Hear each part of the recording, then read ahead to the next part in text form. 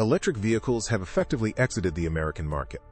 When the federal tax credit ended, the market fell off a cliff, dropping 42% in just one quarter.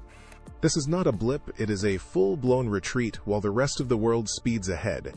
Stick around to see how tariffs, competition, and corporate pivots are killing off entire EV lines. Afeela was a $1 billion bet that never shipped. Sony and Honda hyped this futuristic EV for years, promising autonomous driving and cutting-edge AI. But despite all the marketing, not a single car made it to customers. This is a stark reminder that prototypes and big budgets do not guarantee success. You actually have to build and sell the vehicles. Afeela just disappeared. Now let's see how another major player's ambitions crumbled. Honda went from big EV ambitions to a full retreat. They unveiled the O Series, a lineup of futuristic EVs set for production in Ohio. But tariffs and fierce Chinese competition forced them to kill all three models in March 2026. Even the Prologue, which was selling well, got axed after the tax credit ended. Honda's rapid exit shows how quickly market conditions can crush even the biggest players. This trend of economic pressure continues with our next example.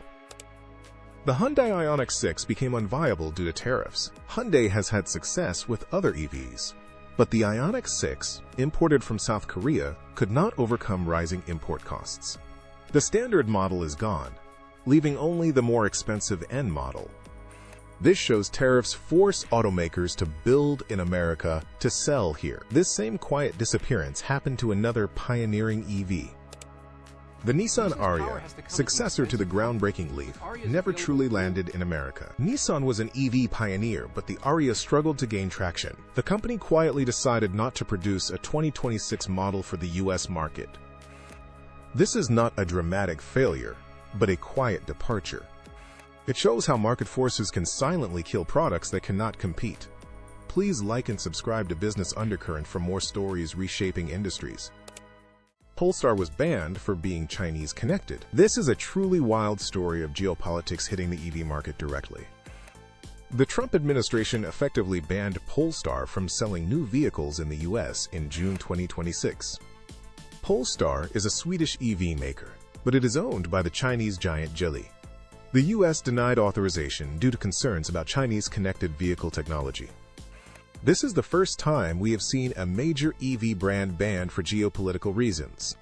It shows how global tensions are now impacting what cars you can buy. Tesla's Model S and X were sacrificed for robots. This is a shocking move from the company that defined the modern EV.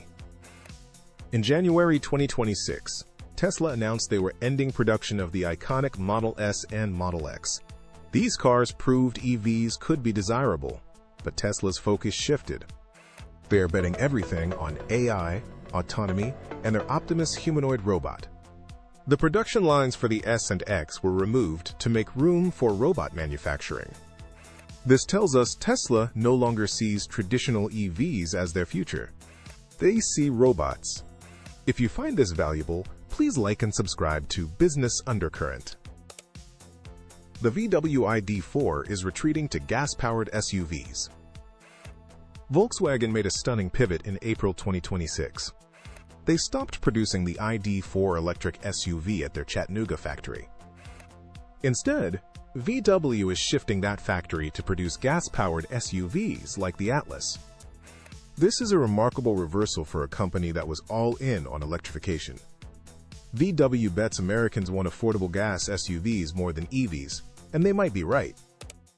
The affordable Volvo EX30 got pulled. It was their most affordable EV, designed to appeal to price-conscious buyers. But in March 2026, Volvo pulled the EX30 from the US market. The likely culprit is tariffs and economics. This is a pattern of affordable EVs disappearing for higher-margin vehicles. So is the EV dream dead? Not quite. It is recalibrating. While the US new market collapsed, the used market is exploding. The end of the federal tax credit was the key factor. The dream's survival now depends on new policy decisions.